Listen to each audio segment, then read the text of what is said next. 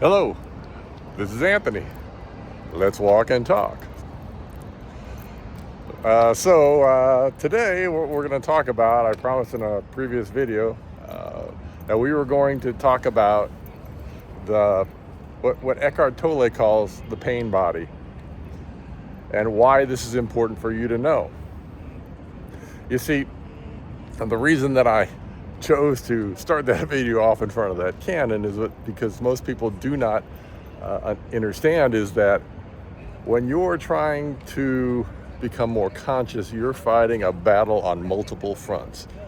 And because you're fighting this battle on multiple fronts, it's important to be diligent in your journey to start to turn the tide of the battle in your favor.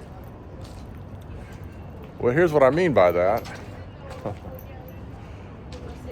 What I mean by that is that we talked quite a bit about programming. We talk quite a bit about your subconscious. We talk quite a bit about how the difficulty sometimes in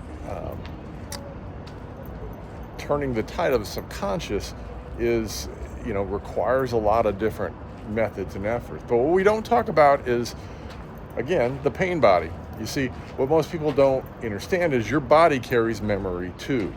Now you're going to say, what do you mean? My mind is what has my memories. No, my friend, actually, and I'll give you the science behind it as well, but your body actually carries memories too. And I'll even explain to you why that is. You see, part of the program of your ego is through your body. And the reason I say it's through your body is because through our growth as beings on this planet, as we've shifted from the former version where we were out in the woods to where we're in our in more and more modern civilization, the slightest noise or whatnot immediately set your body into high alert, because it had to immediately try to understand, is this fight or freeze? Where am I at? Some people say fight, fawn, or freeze. But that is your body's memory. Now, how does science back that? Well, you see, science backs that because we've already started to understand and do studies on water. And these studies show that water retains memory. When you put good vibrations into water and then you freeze those vibrations, they create images, and those images generally are images that you understand is what's carried in the vibration of the water. Now, to tie that to, well, what's have to do with my body? You are 70% water. If you are 70% water, then you also understand that anything you speak into self through your words, through what you listen to, it gets trapped as a memory in your body. And so it's not just a matter of being aware of your thoughts, it's being a matter of understanding that your body carries the memory, and until you can release that energy from your body, until you can shift yourself from a state of where psychology would say where your nervous system is reset, where it's calm, your body's already going to put you in any situation at a disadvantage. Give you an example.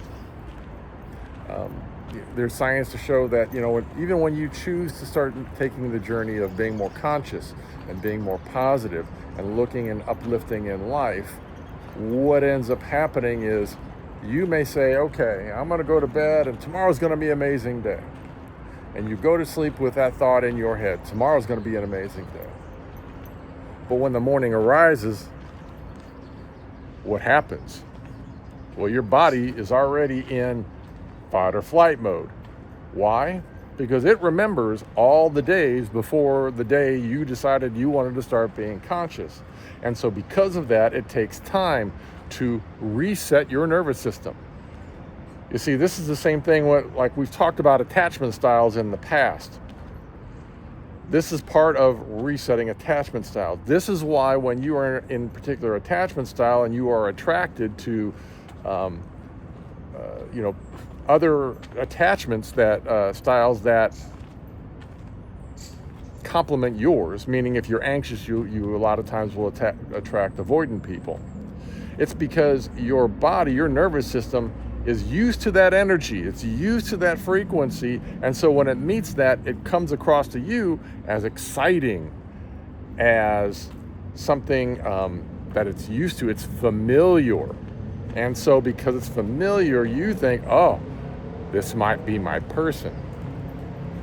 But see, psychology has already shown that when you reset, if you haven't reset your nervous system, what will end up happening is you'll meet somebody who will be a good match for you, but what'll happen is you won't have the same nervous system hit.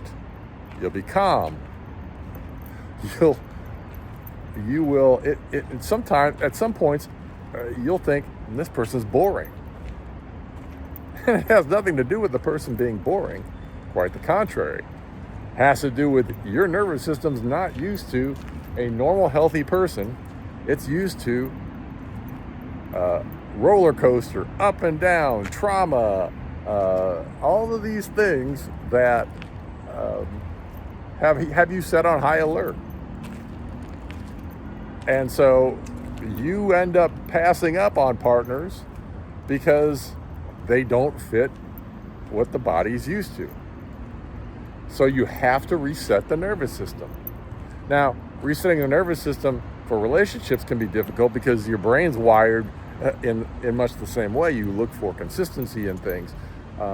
So when you meet somebody, if you're used to someone who breadcrumbs you or only gives you little moments of positive feedback or positive reinforcement, you'll look for that in the next person. But somebody who communicates or even over communicates where they're at, their feelings, their emotion, that person's going to seem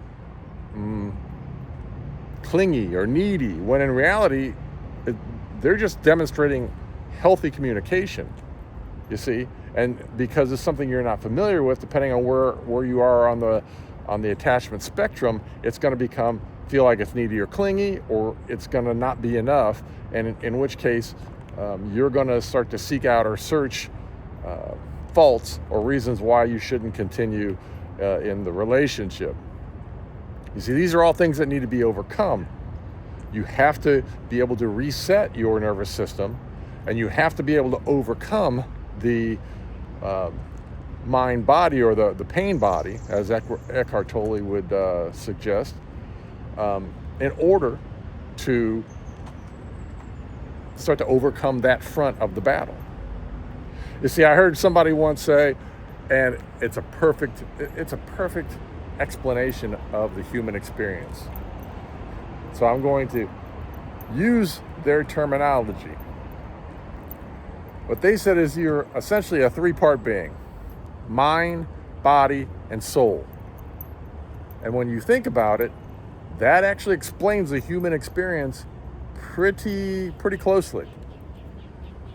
And part of the journey is being able to retain balance between the three. And if you find yourself in an imbalance with one or the other, that's why it can be difficult to pull yourself in balance. You see, what happens is most people aren't living through the energy of the soul, the energy of the universe, of creator. They're living through the energy of the mind and the body, which is what we've been programmed to do by everything around us, by the illusion around us.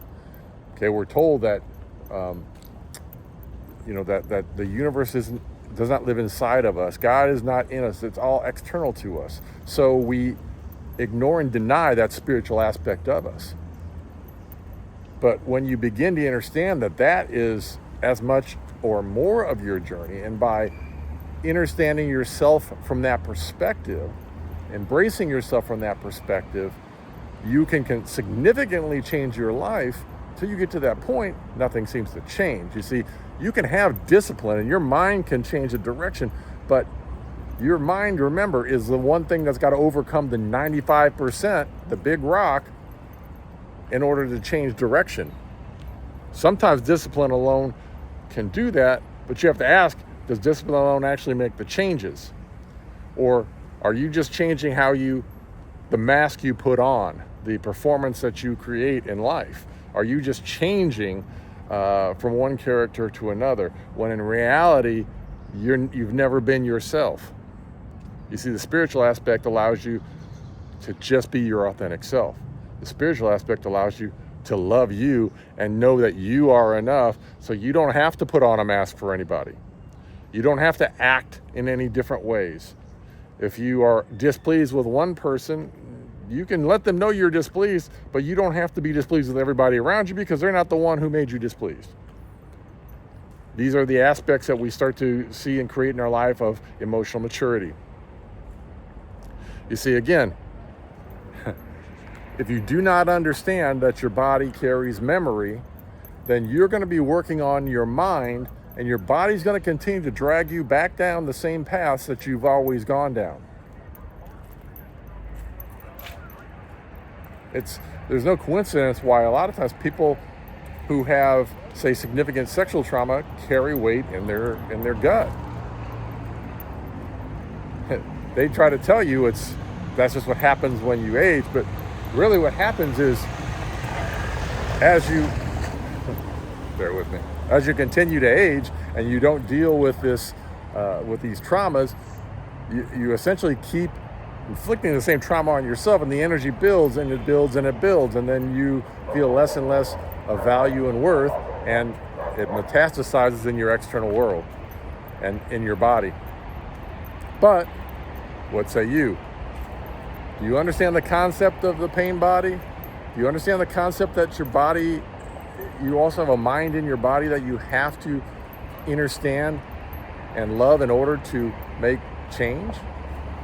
Or do you think it's all strictly through your mind, through discipline and willpower?